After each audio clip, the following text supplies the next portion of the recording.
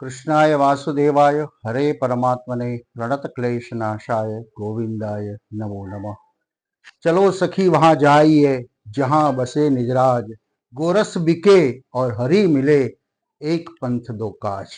आइए हम सब कृष्ण के साथ चलते हैं।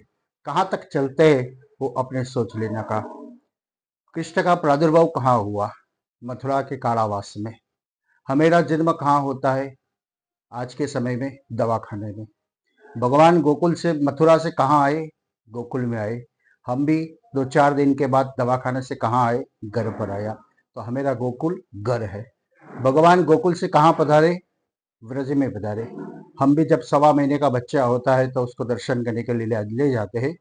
तो हमारा गोकुल और व्रज क्या है? तो घर और मंदिर, घर मंदिर। भगवान वही व्रज से दोबारा कहाँ आए? मथुरा आए। कब आए? जब मथुरा आने के बाद जरा युद्ध हुआ। हम भी कभी कोई दवाखाना में तो जाते हैं, लेकिन ऐसे किसी की मुलाकात करने के लिए जाते हैं, लेकिन रहने के लिए कब जाते हैं? जब हमारे ऊपर जरा का युद्ध होता है। जरा यानी व्याधि, रोग। भगवान ने बार बार जरासंध को हराया।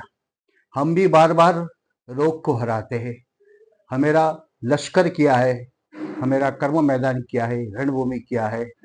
तो हमारी रणभूमि है दवाखाना, हमारी कर्म भूमि है शरीर। हमारा लश्कर कौन है? Doctor, nurse, compounder. वो हमारा रक्ष, हमारा सिपाही है।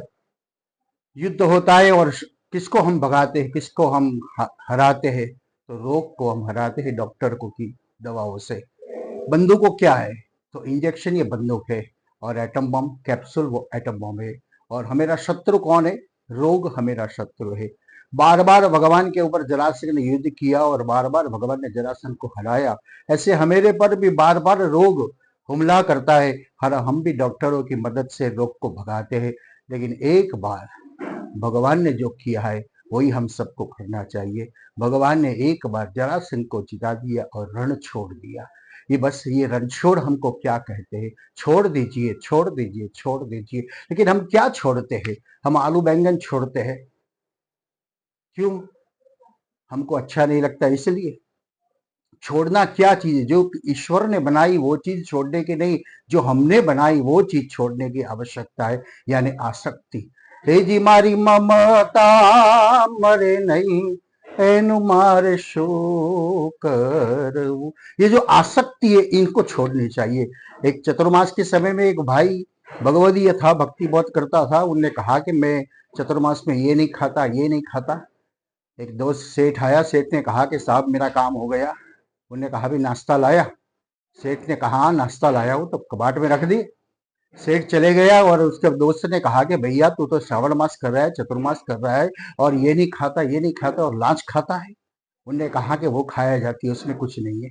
क्या खाना चाहिए, क्या छोड़ना चाहिए, यही सोच हमके पास हो रही है, तो हमेरा रास्ता भी सरल हो जाता है।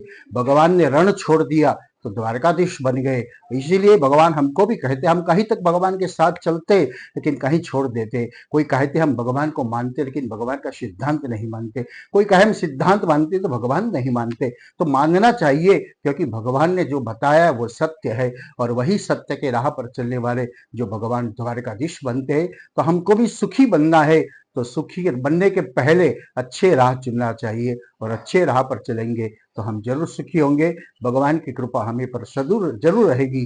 तो आइए आप सभी के ऊपर भी वैसी भगवान की कृपा है। ऐसी एक नया सोच आए, एक नया राह आए, एक नया विचार आए, और एक नया भारत बने, एक नई दुनिया बनाइए। तो भगवत कृपा सदैव आपके प्राप्त होगी। आप सभी को जय श्री कृष्ण।